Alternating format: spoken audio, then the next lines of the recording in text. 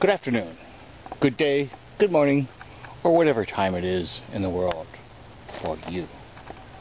This is Chuck Kerluck of Hiker's World, and today we are on a hike.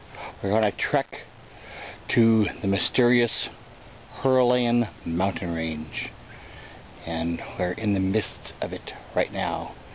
In the Heralayin Mountain range, it's a forgotten, lost mountain range in the middle of the world, and we're going to check this out. Right now, I'm inviting you, sitting there in your easy chair, having a martini, drinking a beer, smoking a doobie, to join me. So here we go, in the Heralayin Mountain range in the middle of the world. Yes, it took a long time to book passage, a secret plane to this part of the world. It's in the middle of the world. And you may think there's something about that name, the Heralayin Mountain range. It looks familiar. Look how muddy and icky this is. The Heralayin Mountain range. Something familiar about that name. What is it? It sounds like something else, some other mountain range. Well, this mountain range, the Heralayin Mountain range, does have a brother. Yes, this is the sister mountain range to the more famous Himalayan mountain range. Yes, it is.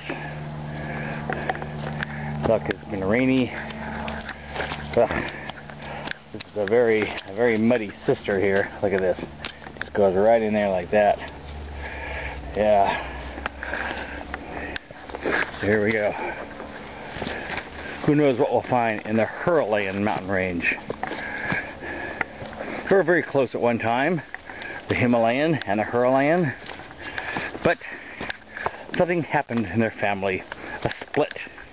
Oh, look, someone has been here. There are footsteps, footprints. Look how deep this goes in. It goes, sucks right up there. Here we go.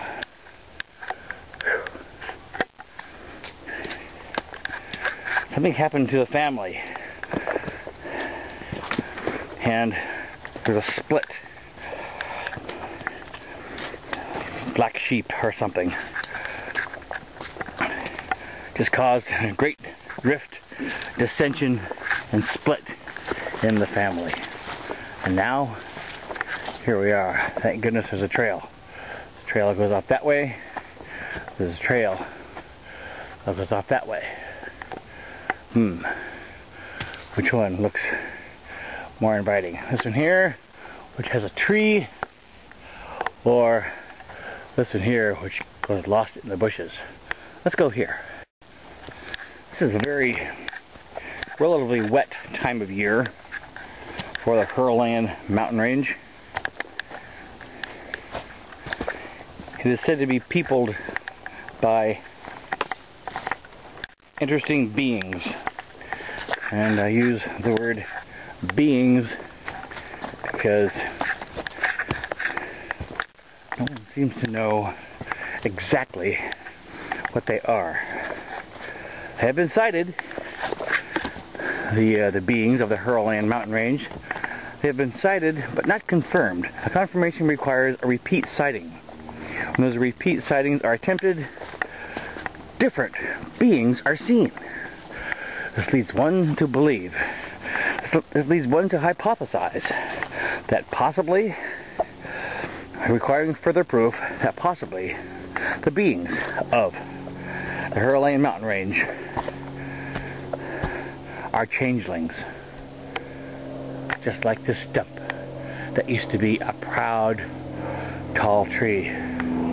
Look at this. And now, nothing but a stump, like having an arm cut off. What savage creature could have done this? We'll continue to make our way through this path. As you notice, there is a path. So this has been walked back and forth many times. And look, the tall tree here. There are tall trees everywhere in the Heralayin Mountain range.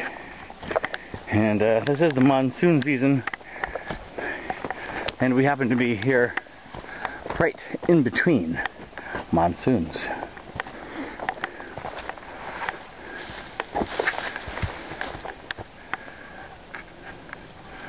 Much to see when you go hiking. There's so much to see. Some have asked. Some fans have written letters saying, "See, Heralayin, why do you pursue these hikes? We watch the videos occasionally, and we see trees, we see leaves, we see grass, we see foliage, we see that you're in a goddamn forest." So, and each episode is like that. Most of them. So, what's up with that? I'll tell you what's up with that. What's up with that is this. Just like a snowflake, just like a raindrop, no patch of forest is exactly the same.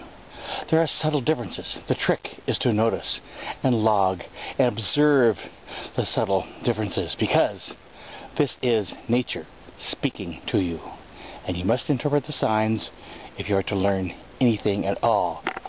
Look at this. Observe this. Here is an old dead tree stump, and from it a new life. A new tree has embedded itself into this tree stump. Yes, new life in the form of this tree has embedded itself into this tree stump. Yes, a new life has embedded itself from this lifeless tree stump into a new life form. From death comes life. Or in other words, what goes around comes around.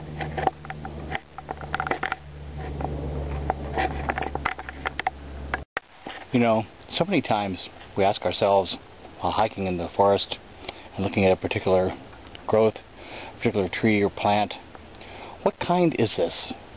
What kind of tree is this? I would really like to know the name of the family, its kids, you know, how's the wife doing, and, you know, and check up on them from time to time. But, you know, what particular kind? Well, you know what? It's easy. All you have to do, I forgot to bring mine, of course, but you know, all you have to do when you go hiking, you want to know what something is? You just bring your damn hand scanner. You know, honest. I mean, here's a tree right here. Just bring your scanner, scan the barcode, it'll tell you everything you want to know about it. I mean, what could be easier than that? This is the awe-inspiring power of nature. Here is yet another example of life from death. Look what we have basically here. We have an old dead tree trunk, but you can't help, you can hardly even notice the old dead tree trunk anymore, because look what has grown through it. More networks of roots to form another tall tree. Look at this. This tall, proud tree has come from this dead stump. Yes.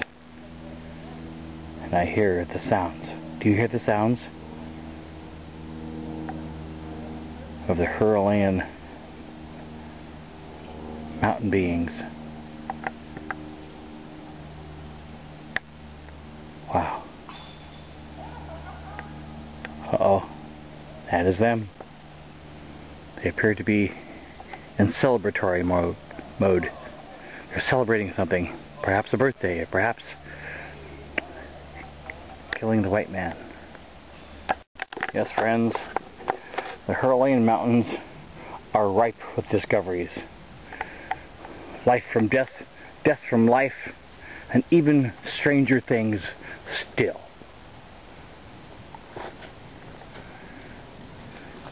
Here is a petrified being, a petrified Heralayin Mountain being. Its arms and legs have either been chewed off or atrophied and fallen off, and then become one with the wood. If you look close, it appears to be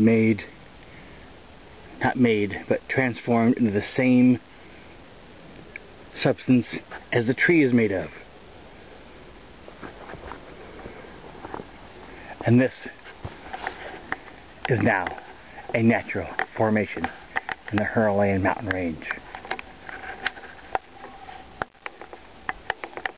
In this range, we must keep moving, because if we stay in one spot too long, I fear I may turn into this. And that face would be mine. I do not want that. Even though it appears happy. Frozen in time forever, being happy. But also being totally immobile. What can we as a species hope to learn from hikes like this, from places like this? We hope to learn that we must save these places like this, save them from us, because we as a species keep wanting to spread out, and when we want to spread out, we just trample over whatever's there. So we really have to make sure that places like this are kept around, because they give us oxygen, they give us air to breathe, which is very important. And since we want to spread out and do that, we have to find other places to spread out too. Maybe another planet. Maybe find other place to go, so that we can save this one instead of destroy it. Okay? This is Chuck Heralayin from Hiker's World. Have a good day.